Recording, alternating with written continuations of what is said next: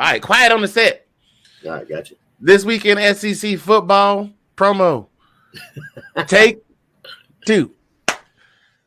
Hey there, ladies and gentlemen, boys and girls. It's your guy, Mr. Fingers, coming to you live from Zagniff Central. Hey, and I'm Colin P., your brother from another. What it is, Showbiz? I will tell you what it is, Showbiz. You guys, welcome to this week's edition of This Week in SEC Football. But before we get started, do us a little favor.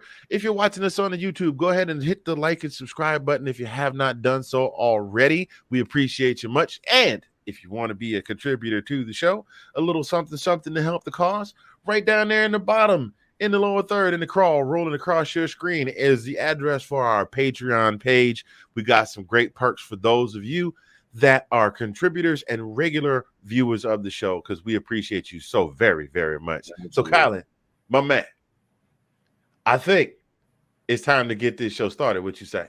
My man, let's lay the hammer down. Oh, you know we gonna do something before 2 something. Club Shay coming right at you right after this. Oh, hello, ladies, gentlemen, boys, girls. What Bama does, what Bama do. Have you ever felt? Are you listening? Damn.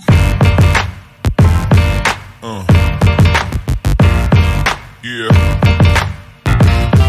Yeah. Yeah.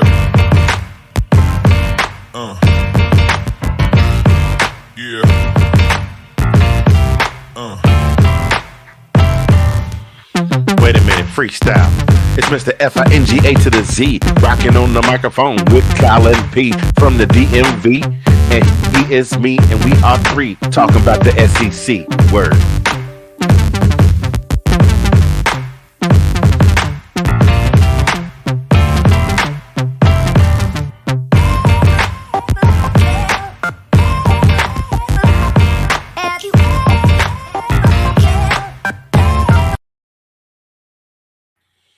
Hey, what's going on, y'all? How y'all doing? I had to put a little something on the end. Welcome.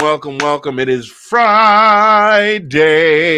Welcome to this week's edition of This Week in SEC Football. I am your guy coming to you from Zagniff Central. You heard me. MISTAFINGA to the Z. Now, baby, tell me what you want to do with me right here from the OKC. With that guy right over there, the brother from another, the sexy mother Hubbard, the ace of base, in the place, in your face. I'm very happy to be here. It is my favorite part of the game. I have just been placed in charge of garbage. Do you have any that requires disposal? That is Colin P. From the DMV in the SEC. My God, that intro just keeps getting longer and longer. After a while, it's going to be a 30-minute intro. How you doing, bro? Oh, man, I'm doing good. Good to see the end of the week here. But, yeah, man, like I was just telling you before, my parents just came up here. They drove up from Georgia. They just showed up this afternoon, to make their stop off for hang out with us for a weekend. And then they're out to flying to the big country of Germany. They're going out to visit some family over in Germany. And so they'll be gone for 2 weeks. So I'm here to car sit for them. so yeah, man, I'm doing good, man. How about you? You doing all right? Bro, you heard what I said. It's Friday. I don't have to go back to work till Monday. I'm chilling. Had a good, productive week at work. Slept good all week. Tried to eat halfway good. Didn't really get a whole lot of exercise in, but I tried to eat halfway good. I'm probably back down to a count of 3 on the pull-up bar because I hadn't done no pull-ups in a couple weeks. But you know how things go. Oh yeah, I'm feeling real good, man. I'm feeling real good. Looking forward to trying to relax this weekend if I can. Right. So you know how that go. You know how that go. I'm gonna eat me a little something after the show is over. I might mess around and order something and have the missus bring it in here while we got the show. Yeah, I ain't really eat nothing today. So let's go ahead and get right on into it, ladies and gentlemen. It's going to be a brief show tonight. SEC games we got going on this week. We got Kent State coming to Sanford Stadium to play the Dogs. The odds for Kent State are not good. No. We kind of have an idea how this thing is going to go. Right now, I got the odds pulling up. They are favored. The Dogs are by 99% that Georgia will win. There is no line. Actually, I take that back. They got Georgia favored by 45 points in this one. Yeah. I think it should be. Well, it's not going to be painless for Kent State, but the thing for me that I'm looking for, I want the guys to come out and be crisp. And to be crisp, you don't want to get sloppy against a team that you know that you can beat. And I want to see them come out and not get any injuries. And I would like to see the running game open up some more in this game. If there's never an opportunity to really open up the running game and see what we got, is now, because our bread and butter has been the receiving core. So what you got on that, sir? Yeah, I would agree. I mean, this is another one of those games where we need to kind of just hone in on what our weaknesses are, and kind of try to play to those, to get those weaknesses better, and try to get to correct the mistakes that we've been making against Kansas State. But I would like to say that the coach actually had been really heavy and high on Georgia, accolades, saying how good Georgia is, this, that, and the other. And then, Kirby, in true to form, went back at him, said, look, man, you guys are great too. This is a great football team, which it is. I mean, if you look at their stats and everything and who they play, Kent State's no slouch in their conference, in their side of the house. But like I said, they could, they could expose some of our weaknesses. That would be, I would like to see that. That way we know, we can kind of see those kinds of things and correct them, But well, I don't want to see any weaknesses myself. But I mean, I No, would I like don't to think I would like to think at this point that I mean, well, every team has got some weaknesses somewhere. Yeah. Last year the defense was so dominant, it was really hard to. I mean, the defense was so dominant that the offense really had it easy. So people were just starting to look for stuff like, oh well, Stetson should have thrown that ball away instead of throwing it in the ground, because it would have been a fumble. It was almost a fumble. But game is on at 12 p. It's a 12 p.m. kickoff Eastern time. Will be on ESPN Plus or the SEC Network if you have it. If you don't have either of those, you can log in. If you have an ESPN Plus account, you can log in on your laptop, your tablet, your phone, enter in your login information for your cable provider, your cable service provider, and you can watch it there. If you don't, then I suggest you get somewhere where they got the game. Good luck to the boys tomorrow. Go Dogs. Let's see. Next up on the slate, we got the Tigers of Missouri travel to Auburn to take on the Tigers, a much beleaguered program. The news broke yesterday. Zach Calzada is out for the remainder of the season with the shoulder injury, same shoulder he injured before. Mm-hmm. So he's out for the remainder of the season. And TJ Finley is injured. I think he's probably going to be a game time decision. So, I mean, everything for this game, everything falls on their backup quarterback. Yep. And this is a must-win game for Brian Harsin. This is also a must-win game for Auburn. Auburn is 2-1, and this is going to kind of be the make or break. I think this is going to be the make or break for their season. This is going to be the pivotal game where losing this game could mean that, the rest of the season going in the toilet. They're still favored by 7 points, despite that. Right. But Brady Cook can light up the scoreboard. He's their leading rusher. He's their leading passer. They've got Lovett is their leading receiver with 274. So, I mean, what do you got, man? I don't know. I think Auburn manages I'm going to go with the odds makers. I think they eke this one out, and I keep putting the stat away. So give me what you got while I look up what we've got for Auburn. Yeah, I think Auburn, this is a must win, not only because it's a must win. I think just because it's at home, and I think I honestly don't think they're going to blow out Missouri by any stretch, but I mean, I think they are going to pull it out. They will win the game out. I mean, maybe cover, maybe be a 10-point game, in my opinion. That all depends. Honestly, you said by TJ Finley being injured, so I mean, it all depends on if he's good to go, or how hobbled he is, or how affected he is by the injury he has. But I think all things considered, it being a must win and it being at home, I think they'll pull it out. Yeah, especially after getting embarrassed at home last week by Penn State. Yeah. There are some rumors swirling already. The rumors are swirling around, and the buzzards are circling. And if they lose this game this Saturday, then Harsin will be fired. Oh, that's it, huh? So, yeah, those are the rumors that are circulating. Okay. And generally, when you hear those rumors circulating, then that means that it's coming or it's not far off in the distance. Um, Yeah. Yeah. In other SEC action, moving on to the next game. Like I said, ladies and gentlemen, we're going through these pretty quick. We're not going to keep you long tonight. We're just going to hit you hot and fast and keep it moving. Kind of like the drive-through line at Chick-fil-A. Get you what you need in 5 minutes or less. Tell you my pleasure and give you a whole bag full of sauce to take you home with. So the Gators traveling to Neyland Stadium to take on the Volunteers of Tennessee. That is a 3:30 kickoff on CBS. If I asked you, Colin, when the last time was that the Volunteers beat the Gators, would you be able to tell me? Was the Or last time? how many times they've won against the Gators in the last 17 years? Last 17 years. I think it's been. I mean, it's been a while. I believe. I would say, how many times they've won in the last 17 years? 2. Mm-hmm. You would be off by 1. The Gators have beaten, good, bad, or indifferent, have beaten the Tennessee Volunteers all but once since 2005.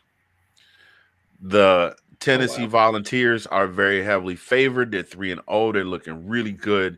They got Hendon Hooker underneath quarterback. The boy is playing lights out ball.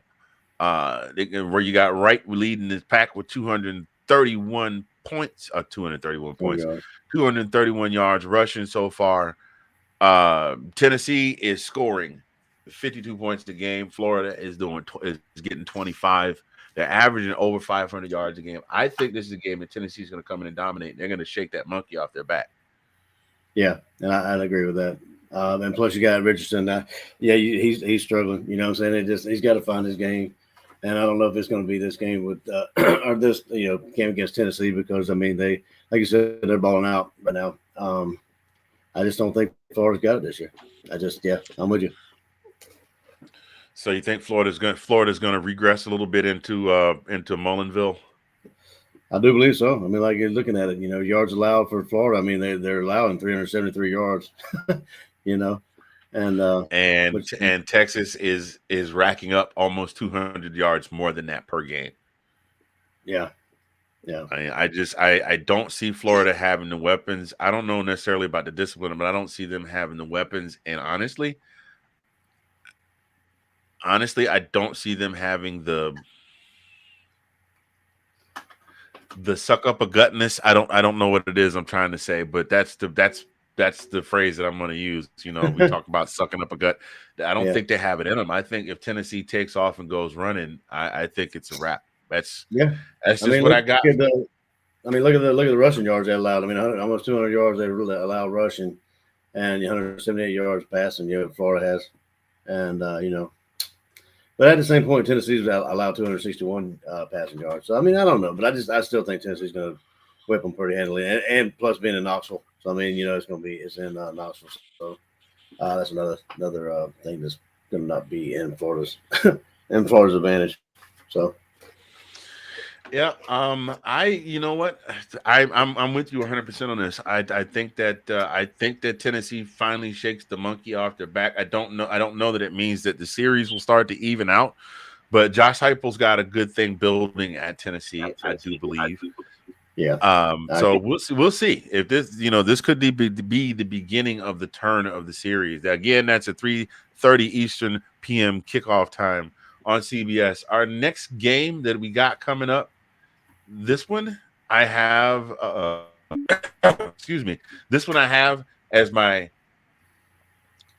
week 4 upset alert of the week. So we're gonna go ahead and hit this one right here.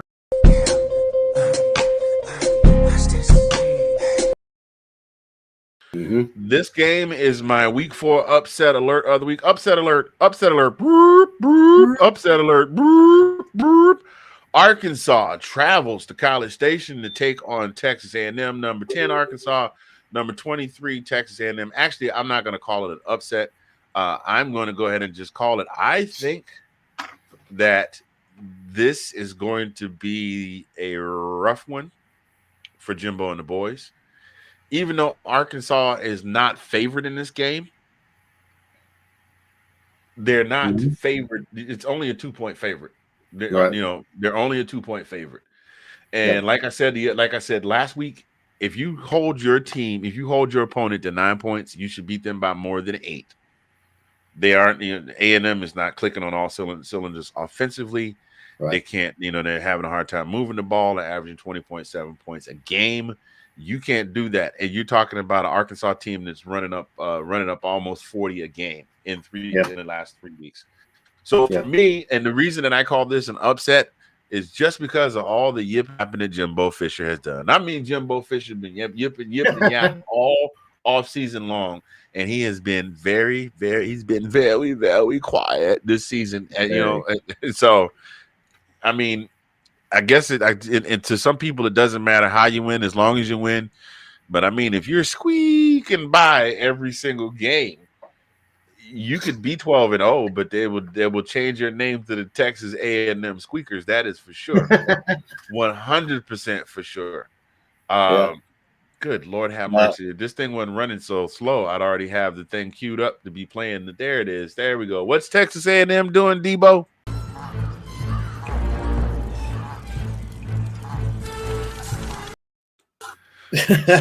Squeaking by. I think if Texas A&M pulls this out, they're going to squeak, but I don't think they're doing it. So, ladies and gentlemen, that is my week 4 upset pick for this week's action.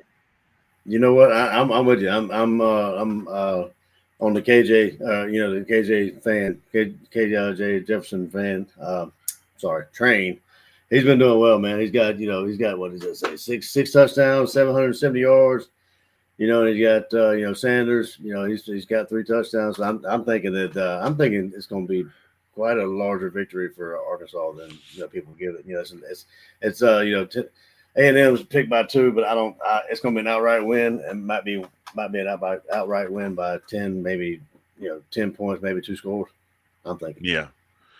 Yeah. So in other action, keeping this moving. In other action, actually, you know what I'm going to do before we move on to other action around the SEC, what we're going to do is we're going to take a very brief pause for the cause, and we're going to show some love to all of the shows in the Let's Talk Football family. This is where you can find all of them.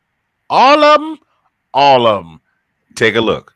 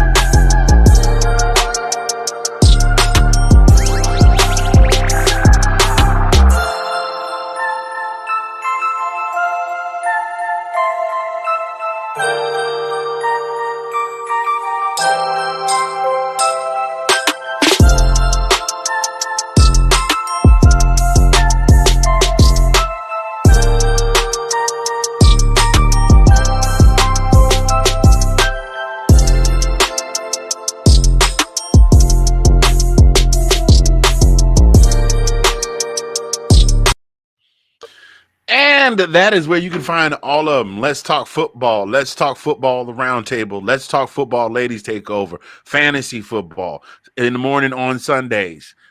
Washington Football Weekly. Us here. Our friends to the north with North Sports Dynasty. I know that's not on the list, but we also have some friends to the north that also have up in Canada that also do some great football talk shows also. So make sure you check out each and every one of them and give them your love and support. And if you're here watching right now, why don't you drop us a comment? Let us know who's here. We see there's a couple people watching, but just say hey and let us know what's going on. What's up? Give us a like. Give us a share.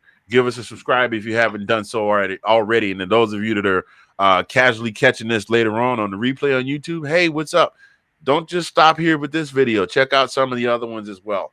Moving on to what's going on in action around the rest of the conference. Number 16, Ole Miss welcomes Tulsa. That is a looks like a 4 p.m. I'm sorry, I have to calculate the times because they have it here on Central Time. 4 p.m. kickoff on the SEC network. Ole Miss should handle business handily. Tulsa is a decent squad. Actually, I want to take that back. I'm going to reel that back just a little bit. I think Tulsa might make this interesting, if only for a little bit. Tulsa's not a bad squad. Tulsa is one of those troublesome squads. There's a couple of they're 2-1, and they're one of those troublesome squads that will kind of get in your face and make things a little difficult for you. But the odds makers say a little different. Ole Miss is a 21-point favorite. So we'll see what comes out of that. What you got real quick on that? Yeah, no, I mean, I was going to say the same thing you did. I mean, like, I was just looking at obviously this is a different conference or, for Tulsa. But I mean, Brent has got 11 touchdowns and 1,206 yards already. That's not a typo? That's insane. That is not a typo, my friend. Doing work. I believe the phrase is called putting in work. Definitely. And then you got Anderson, which is he's the running back. He's got 130 yards, 4 touchdowns. I mean, that's a little bit more believable. And then you got your you got Stokes, which is their number one receiver with 28 receptions at 457 yards and 3 touchdowns. So, I mean, those are awesome stats. But I mean, like I said, I understand that they're not playing Ole Miss or not in the SEC. So I'm like you, dude. It might be first half, maybe first quarter, maybe first half. Even it might be interesting. But I mean, then again, you never know what's going to happen with Ole Miss. I mean, hopefully they'll take care of business. But yeah, they have been. They have one thing they have been able to do is they've been able to make up quite efficiently for the loss of Matt Corral. Now they're able to establish a running game that they've got going on now. As opposed to Matt Corral runs for 150 yards and passes for 600. Right. Accumulates 75% of the yards on the team. So again, that kickoff, ladies and gentlemen, is 4 p.m. on the SEC network. Moving on to our next game, the Huskies of Northern Illinois. We remember them last week taking on Vanderbilt, and Vanderbilt reigning triumphant over the Huskies. They travel down to Lexington to take on the Wildcats of Kentucky, ranked number 8 in the country at 3-0. Now the Huskies have not done very well for themselves this year with a 1-2 record. This one is going to be a blowout by the odds makers, but they're only giving them 27 points as opposed to some of the other blowouts that look like they're going to be scheduled. So I'm going along with that. Now here's an interesting stat line wise. Offensively, the Huskies can score. Problem with the Huskies is they got no defense. They scoring 32.3 points a game, as our good friend Mr. Nicholas, I want the smoke, Rosario likes to say.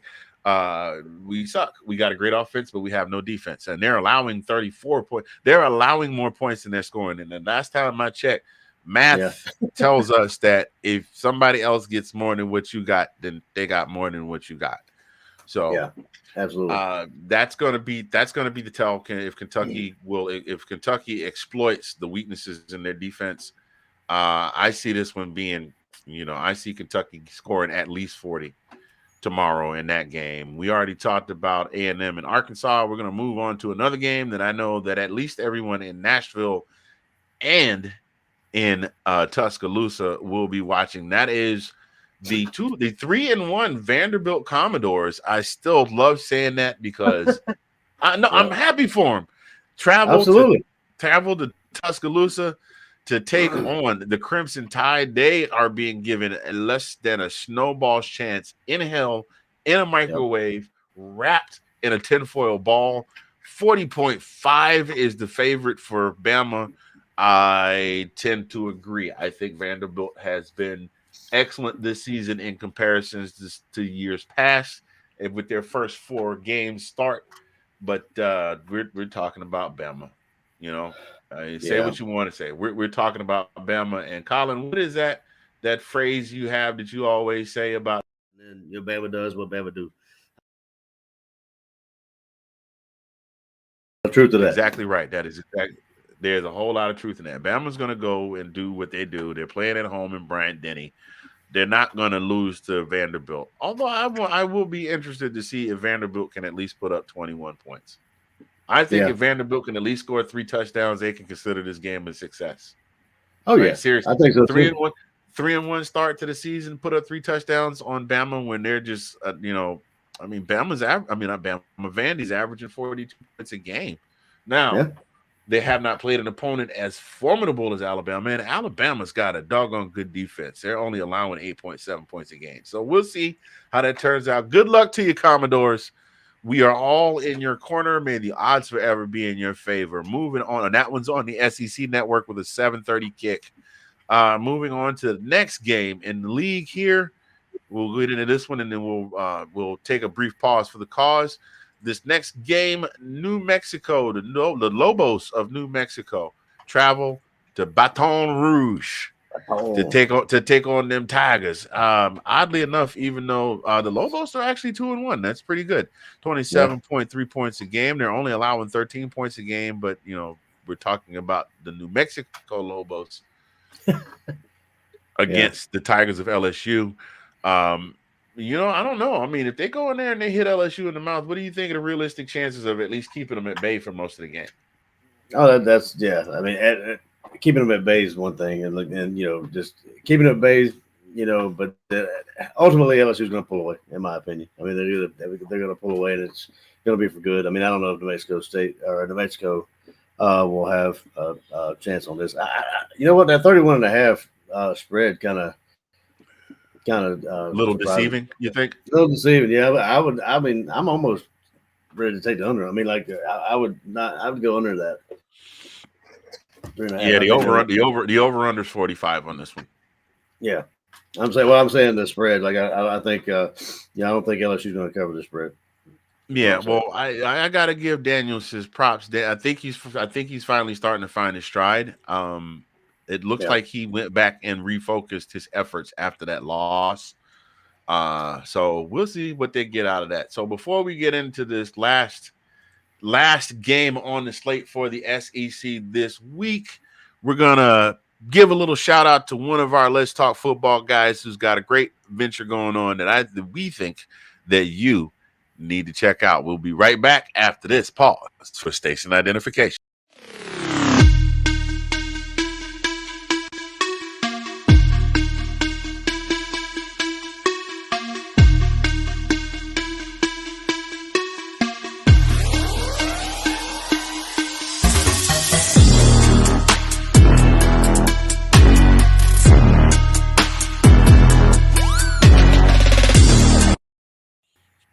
That's our guy, Sid Swinton. You can find him hosting Let's Talk Fantasy Football on Sundays. He also does Let's Talk Football in the mornings with his wife, Ash, during the off season. Get at him at Squid Rips Cards. That is where you will find him. He's on TikTok under that tag twice a week live with live pulls, the cards that he has in. Get at him today if you want to bulk up your football card collection. Those of you that are just joining us, you might be on the tail end of the show, but thank you for stopping by anyway. We do so appreciate it. This week in SEC football, Mr. Fingers, Kyle, and P. We just got done talking about New Mexico traveling to LSU, and last up on the docket, we have the Gamecocks of South Carolina welcoming Charlotte. Mm-hmm. It is a 7:30 kick, and it is on ESPNU. Oof. That tells you what they think. They put you on the U. That's normally for like the low-level HBCU teams is what they normally do for that. I mean, Savannah State was on ESPNU last week. Well, I won't say low-level because I love my Tigers. But that's that's normally the HBCU network right there. They got the Charlotte 49ers playing the Gamecocks on ESPNU. Now, the Gamecocks are favored. They're 1-2, but they're still favored by 91.6%. The over-under is 66.5, and the Gamecocks are favored by 23.5 points. Is this going to be the game? Is this going to be the game when the Spencer Rattler we heard so much about 5 years ago before he got to Oklahoma finally shows up? I mean, I sure hope so. I mean, like I said, I just looked at our over-under 66.5. I was like, well, they really don't. One of two things is going to happen. Either they think that South Carolina's going to just absolutely just mollywop these guys of Charlotte, or there's going to be no defense in this game. So, and that's a pretty high over under. Well, see, score. that's but for South Carolina, that's a dangerous thing because their offensive line is not that great. Right. They stack up. They both stack up evenly in points scored per game. You understand what I'm saying? You Yeah, understand what I'm saying? And they don't have much of an offensive line, so this might be the day when the 49ers defense shines because they've been pretty. They're also 1-3, so this has been pretty reasonable. They're doing 45 points a game. I don't know. I think they're giving South Carolina. Well, the over under 66.5, maybe. Yeah. I that might be pretty close, I think. But with the defensive performance from the Gamecocks so far, I wouldn't be surprised if Charlotte at least scores 30 points. Like that over under might be a combination of points. Charlotte might wind up hanging the high 20s on them, even if Carolina winds up pulling this off. Yeah, so I mean, look at what you just asked earlier. Will this be the Rattler that we've been expecting to see? I mean, what if it isn't? I mean, what if he doesn't come into his own, this game? I mean, what does that say? I mean, what is that for, the morale standpoint for him or what South Carolina? I mean, it's just, Yeah, because he was supposed to be the guy to bring the program back, and he came in from the transfer portal. So, do you think Beamer gives him a sit?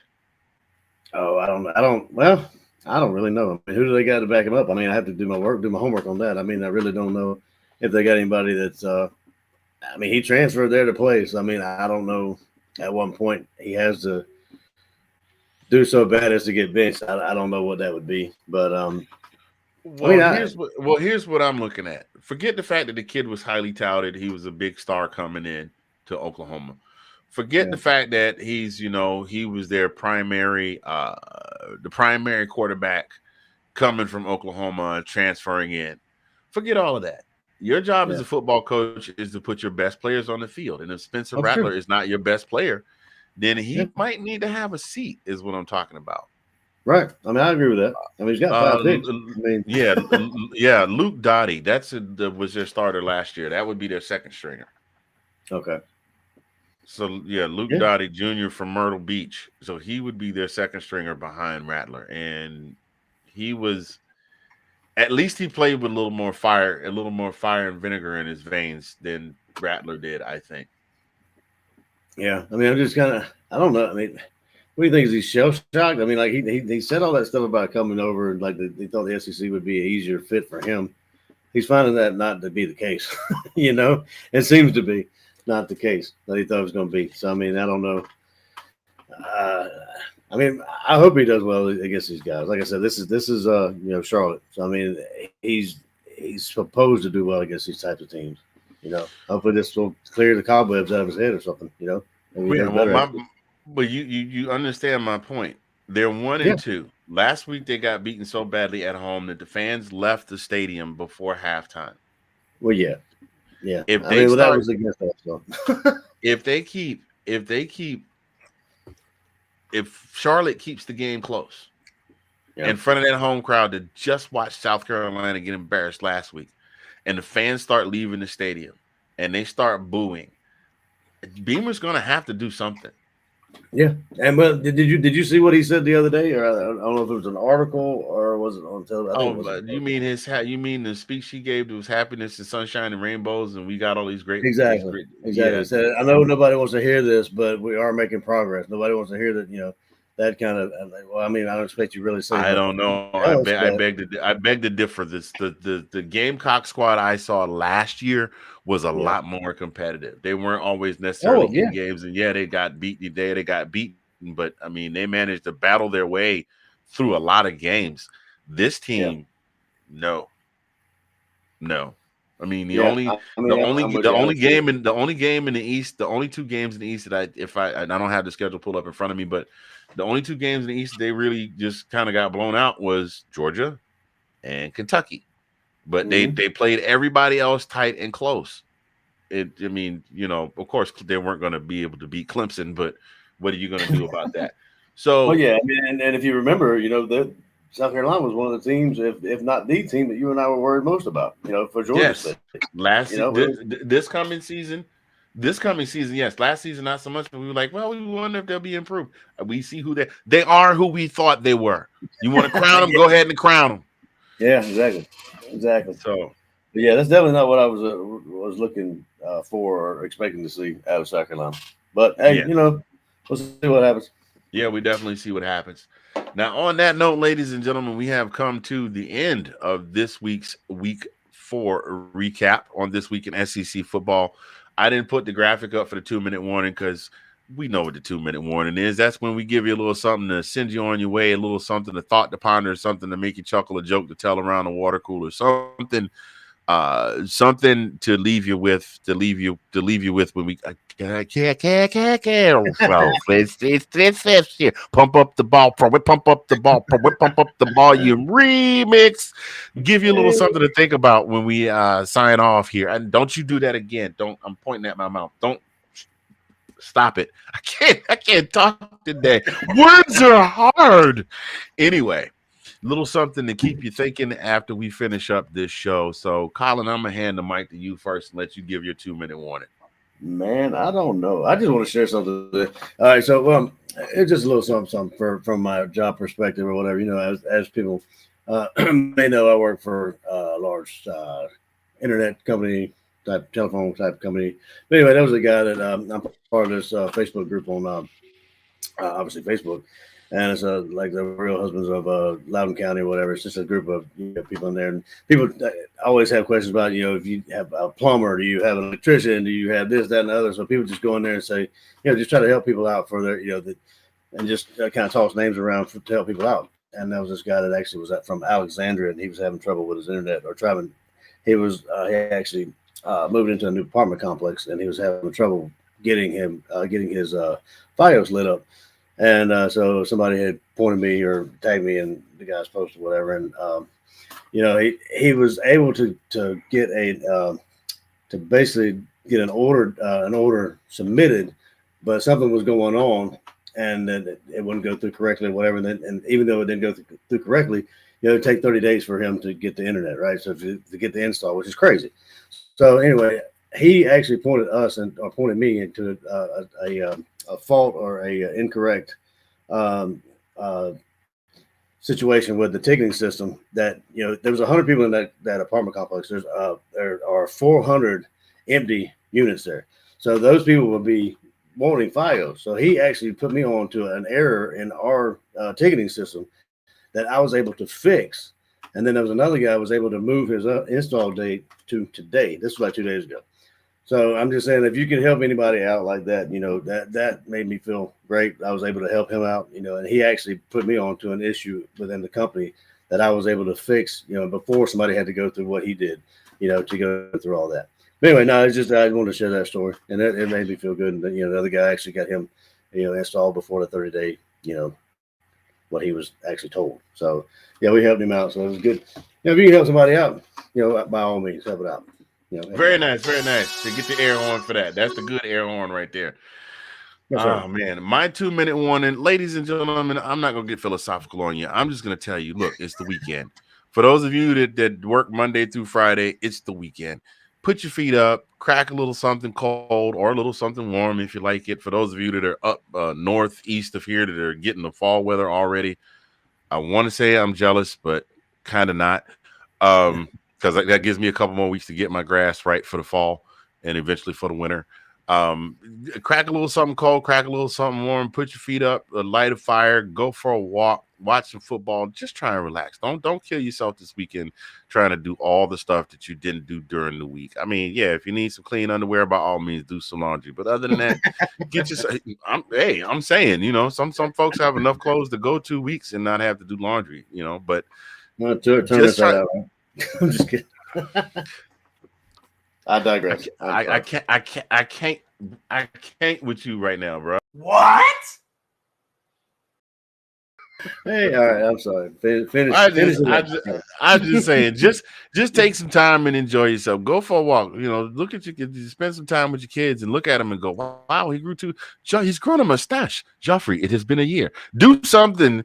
Just do something and enjoy yourself this weekend. That's all I got, and I plan to try and enjoy as much football as possible.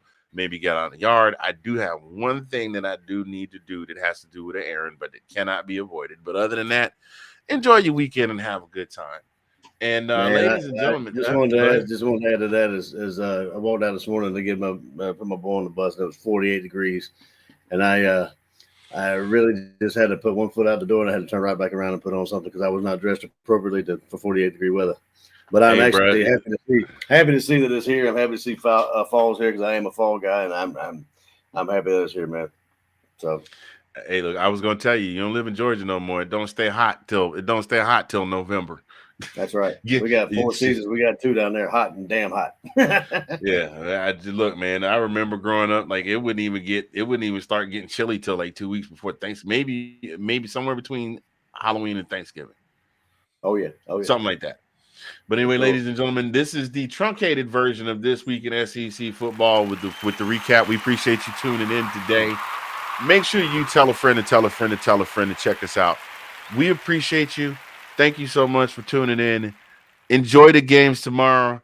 On behalf of myself, Mr. Fingers from Zag Nif Central, and the brother from another, the sexy mother Hubbard, the ace base, in the place, in your face, Colin P. from the DMV, on the SEC, chilling with the FINGAZ in OKC. That guy, he's dark, but he's me. We gonna be back on Monday. So enjoy the games. We'll catch you next time. And as always, go Dogs. And go Dogs.